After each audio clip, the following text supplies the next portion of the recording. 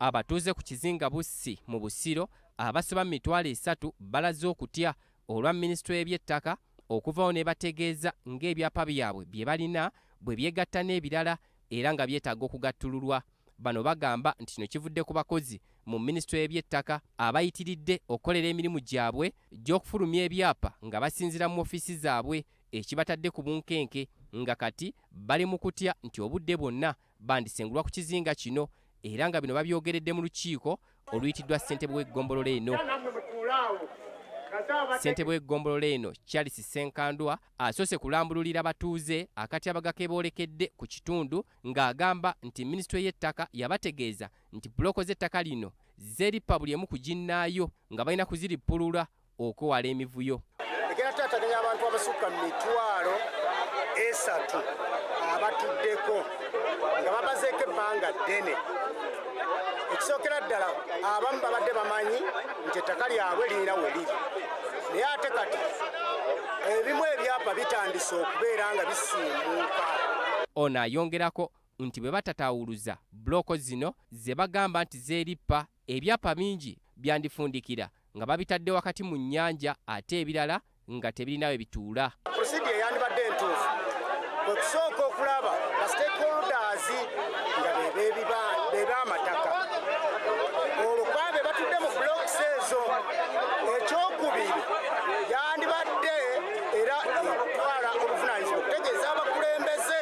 Wabula kino kijja abatuuze ne bannannyini ttaka lino mu mbeera ne batabukira abakozi ba minisitule y'ettaka okusinziiranga mu ofiisi mu Kampala, olwo ne basalaasala ebyapa ku ttaka lye batannaba kutuukako. Naye ebiseera ebisinga ffe oba oli abamu bandibadde naye tetumanyi bannannyini ttaka buli ajja agamba buli ajja ffe ne kitutabula. Nze ne balandiroodi bakendeze ku percentage.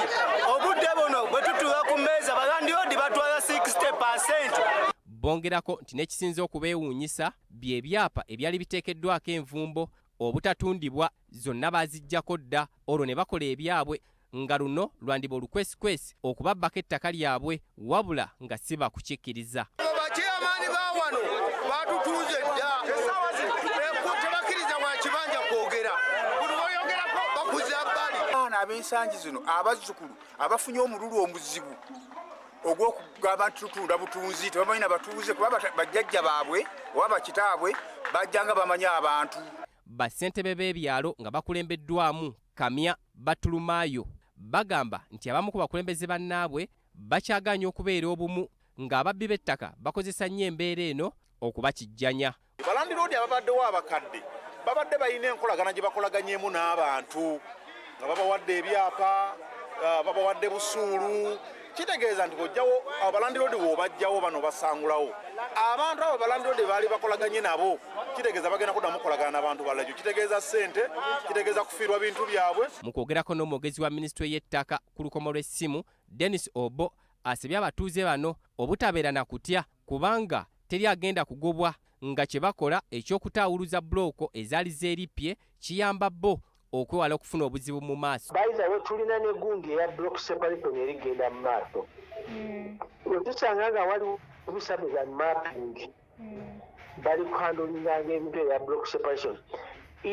Kutereeza sikujjako omuntu ettaka kikola kinaye kutereeza records n'ekiri ku ground ensonga ya gundi eyo block separation.